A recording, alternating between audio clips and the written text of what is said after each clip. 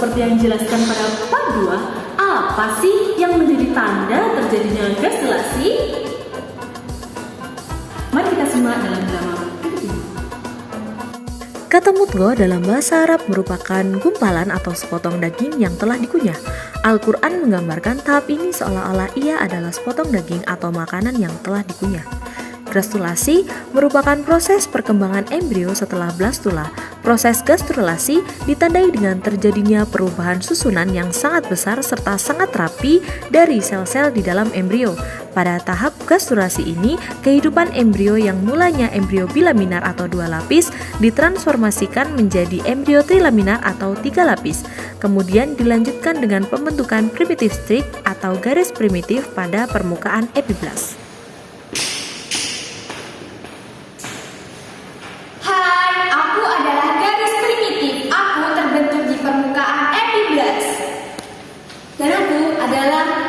Permukaanku digunakan sebagai pembentukan garis primitif. Awalnya garis ini tidak terlalu jelas. Namun pada hari ke-15 sampai 16 aku akan terlihat jelas seperti alur sempit dengan kedua sisi yang menonjol. Nah, sisi yang menonjol ini disebut dengan primitive nodes atau nodus primitif. Hai, aku merupakan ectoderm, tapi aku berbeda loh sama mesoderm dan endoderm. Aku bersifat tidak bergerak. Aku mau kenalin kalian sama endoderm. Tapi mana ya endoderm? Sini.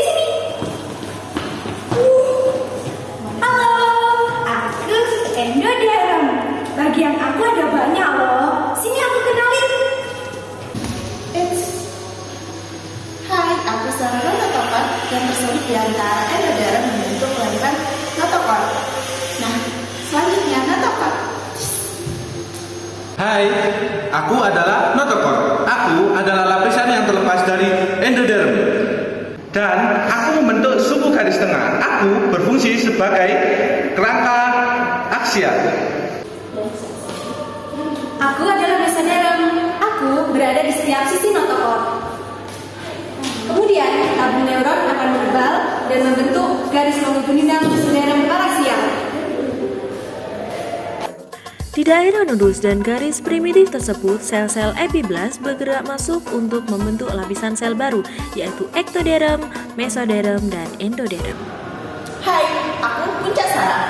Aku bersifat multipotensial yang berhubungan dengan proses diferensiasi dan terus membelah menjadi sel-sel baru hingga terbentuklah sistem saraf otonom dan sensorik yang berhubungan dengan otak.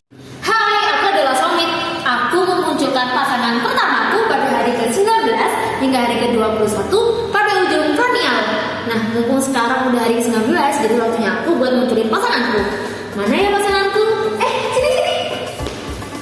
Halo, aku Somi 2. Aku pada minggu keempat berproliferasi dan sel Malsenkim berdiferensi menjadi fibroblast dan chondroblast. Pada akhir minggu ketiga, pada hari ke-22 hingga ke-31, tahap somit mulai terjadi. Pada tahap presomit, neural crest atau puncak saraf sudah terbentuk dari jaringan ektomesenkim. Kemudian mesoderm pecah menjadi segmen-segmen beruas yang disebut somit. Aku berdiferensi menjadi 3 bagian. Ketiga bagian germinal tersebut terbentuk pada ujung kepala dan berlanjut hingga ke ujung caudal mudghah pada minggu keempat. Nah, bagian yang dihasilkan itu ada 3, yaitu sklerotom sebagai tulang rawan, kemudian dermatom sebagai jaringan kulit, dan yang terakhir miotom sebagai jaringan otot. Embrio yang mula-mula berbentuk menyerupai piringan secara bertahap akan berubah menyerupai tabung akibat dari perkembangan jaringan tubuh. Terbentuknya somit atau segmen-segmen dorsal merupakan tahapan sebagai struktur awal sistem dan organ tubuh. Allah berfirman dalam surah Al-Mu'minun ayat 14 yang berbunyi, A'udzu billahi minasy syaithanir rajim. Bismillahirrahmanirrahim. Tsumma khalaqnal nutfatan 'alaqatan fa khalaqnal 'alaqata mudghatan fa khalaqnal mudghata 'idhaman fa kasawnal 'idhama lahman tsumma ansha'nahu khalqan akhar. Fatabarakallahu ahsanul khaliqin. Artinya, Kemudian air mani itu kami jadikan segumpal darah, lalu segumpal darah itu kami jadikan segumpal daging, dan segumpal daging itu kami jadikan tulang belulang. Lalu tulang belulang itu kami bungkus dengan daging, kemudian kami jadikan makhluk yang berbentuk lain. Maka Maha Suci Allah pencipta yang paling baik. Terkait dengan perkembangan kepala, sklerotom memegang peranan penting dalam pembentukan tulang-tulang di bagian mata, hidung, dan telinga. Memasuki minggu ke-9 adalah periode fetal. Pada periode ini, pertumbuhan dan reproporsi komponen tubuh lebih mendominasi, diikuti dengan proses organogenesis, diferensiasi jaringan, dan organ telah dimulai. Hai, aku neuralasi. Aku adalah pembentukan tabung saraf dari ektoderm embrio. Hai, aku merupakan lapisan luar yang akan membentuk struktur dan organ untuk mempertahankan kontak dari dunia luar. Aku akan berkembang menjadi sistem saraf pusat, jaringan kulit, hipofisis, epitel sensorik, kelenjar keringat, dan iler gigi. Aku merupakan lapisan tengah yang memiliki komponen penting yang meliputi mesoderm lempeng lateral, paraksial, dan intermediate, sehingga akan membentuk sistem kardiovaskular, urogenital, dan turunan mesoderm. Nah, aku itu lapisan dalam yang membentuk jaringan epitel. Jaringan epitel itu membentuk saluran pencernaan, saluran pernafasan, kandung kemih. Aku itu juga membentuk parenkim tiroid, hati, dan selanjutnya pankreas. Seiring dengan berlanjutnya gastrulasi, trophoblas berkembang pesat. Filus premier memperoleh inti mesenkim, tempat terbentuknya kapiler halus. Ketika kapiler filus sudah berkontak dengan kapiler di lempeng korion dan tangkai penghubung, maka sistem filus telah siap menyalurkan nutrien dan oksigen kepada mudghah. Allah berfirman dalam Quran Surah Al-Baqarah ayat 259 yang berbunyi, A'udzu billahi minasy syaithanir rajim. Bismillahirrahmanirrahim. Fanzur ila ta'amika wa syarabika lam yatasanna wanzur ila himarik walinaj'alaka ayatan lin-nasi wanzur ila al-'idhami kayfa nusizuha thumma naksuha lahma falamma tabayyana lahu qala a'lamu anna Allahu 'ala kulli syai'in qadir, yang artinya, lihatlah makanan dan minuman yang belum berubah, tapi lihatlah keledaimu yang telah menjadi tulang belulang, dan agar kami jadikan engkau tanda kekuasaan kami bagi manusia.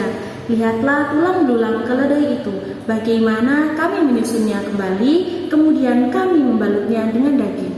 Maka ketika telah nyata baginya, dia pun berkata, saya mengetahui bahwa Allah Maha Kuasa atas segala sesuatu.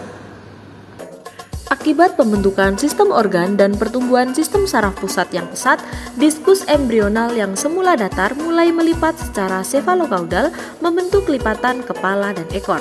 Diskus juga melipat secara transversal sehingga tubuh berbentuk bulat dipertahankan melalui ductus vitellinus dan tali pusat. Allah berfirman dalam Quran Surah Al-Mu'minun ayat 12-16 yang berbunyi, A'udzu billahi minasy syaithanir rajim. Bismillahirrahmanirrahim.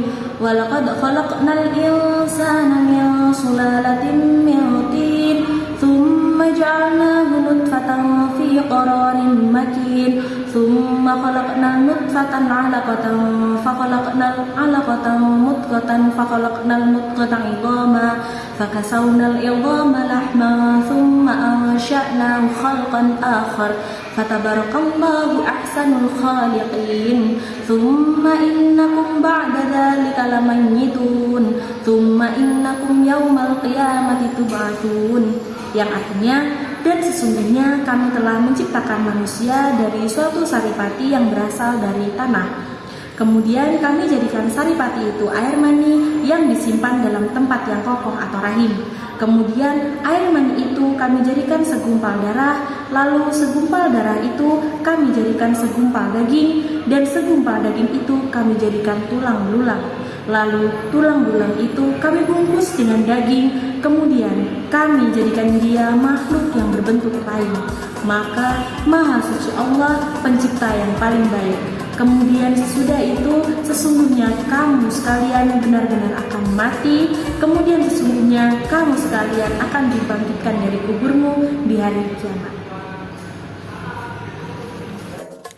Lama durasi terbentuknya janin disebutkan dalam beberapa ahli hukum yang memahami bahwa periode pembentukan nutfah adalah 40 hari, alaqah dan mudghah masing-masing 40 hari. Yang lain menyatakan bahwa keseluruhan periode pembentukan nutfah, alaqah dan mudghah adalah 40 hari. Mayoritas ahli hukum cenderung meluaskan periode hingga 120 hari atau 17 minggu lebih 1 hari. Sekian penampilan biodrama dari kelompok 3.